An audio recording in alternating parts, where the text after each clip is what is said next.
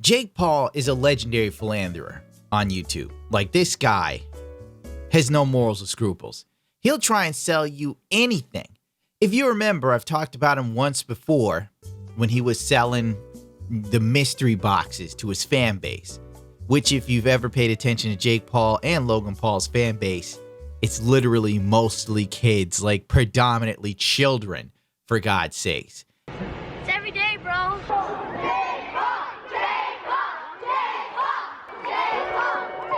How Culpa hasn't nailed these guys is beyond me, but that's how things work.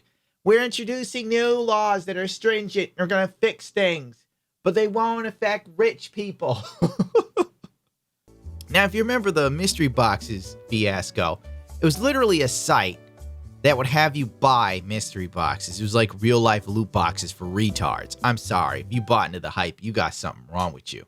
Most people did not receive the items that they had won, especially if they were a baller. Jake Paul also came up with the Team 1000 website that you probably don't know about and I wouldn't know about if it wasn't for Drew Gooden, who spent $67 to expose the fact that it was a big goose egg. What happened to Team 1000? Are you fucking kidding me? If you are a visitor, contact the website owner or try again later. Boom! The level of nothing on this site is actually amazing. And the fact that nobody's really called Jake Paul out, like, how does he still have a YouTube career? The only other person who gives as little as shit about their fan base as Jake Paul is Rice Gums. Like, literally, if these two dudes fused and created, I don't know, Rice Paul, the world would be fucked. The Paul brothers are YouTube's equivalent of an STD.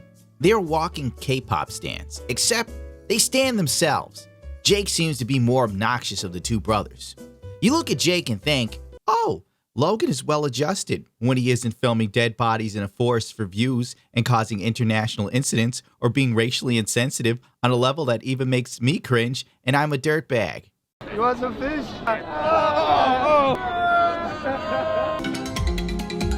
You just gotta be careful to not disrespect the culture. After successfully marketing gambling to kids to the tune of $200K according to Rice Gums, and I quote, I had to get the bag. Pretend that I'm an annoying Asian guy saying this. You guys are part one in Rice Gum. Where have you been? Well, the coronavirus got me. I'm just kidding. I'm Chinese, but your boy's been clean. Why don't you die? Clickbaiting more videos than anyone else in human history. I bought a Lamborghini for pennies.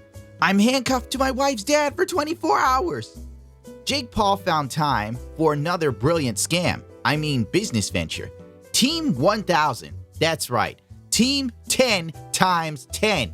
Do the math. It's every day, bro. Now, if you watch Drew's video on this, you will see a pattern here where Jake Paul creates shit sites to sell you his knowledge on social media for a small fee. Then you learn nothing or you're hit with a brick wall, like the site being taken down. Well, it's 2020. Team 1000 is dead. It's now time for financial freedom movement. Basically, it's Team 10 rebranded, Team 10 2.0. That would have sounded cooler. Luckily for Jake, his fan base seems to have cognitive dissonance and doesn't remember the last how-to website. Jake Paul launched a video promoting financial freedom, a catchy phrase taken out of the book called How to Create a Scam Website for Dummies. Boom! Jake gives you nuggets of pure wisdom. Quit your job and fire your boss. Or quit school because you've been lied to. Ironically, later on in the seminar videos, he tells you to become an Uber driver. TaskRabbit is if you want to go to someone's house and you can help build their closet. If you're not handy with stuff, you can be an Uber or Lyft driver. If you don't want to be an Uber or Lyft driver, you can deliver food through Postmates, Grubhub. Goodbye.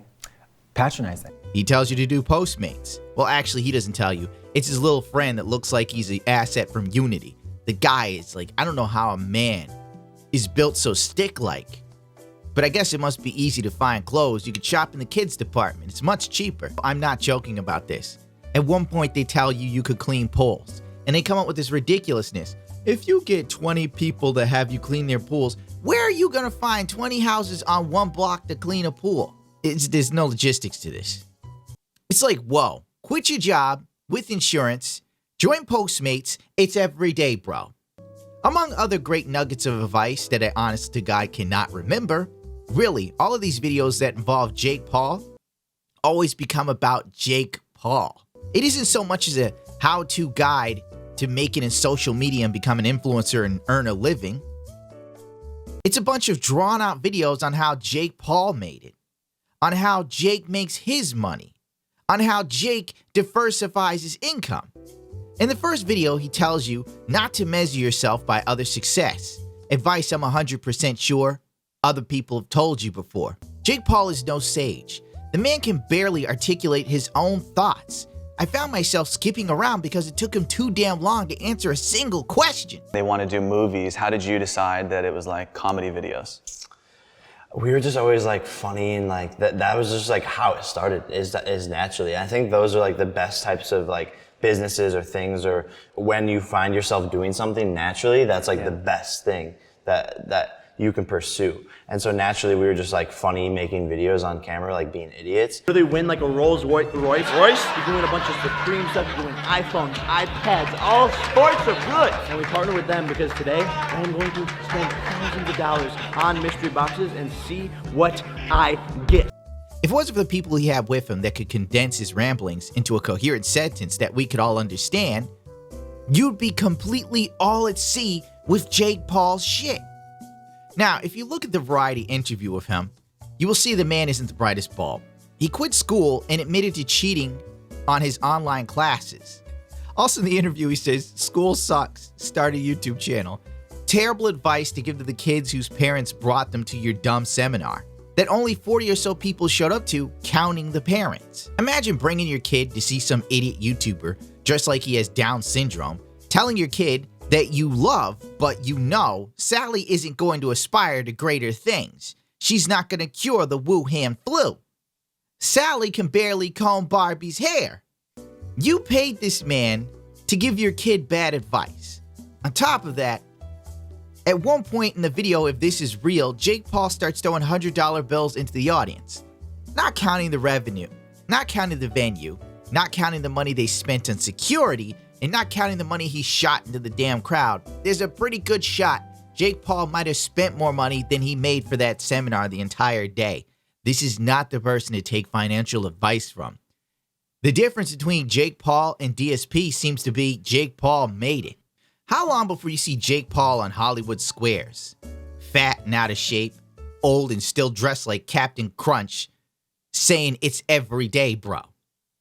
Would you listen to a guy who tells you to quit your job and play the lotto because he hit it big and you can too? In fact, would you pay him just for him to give you his secret lottery numbers?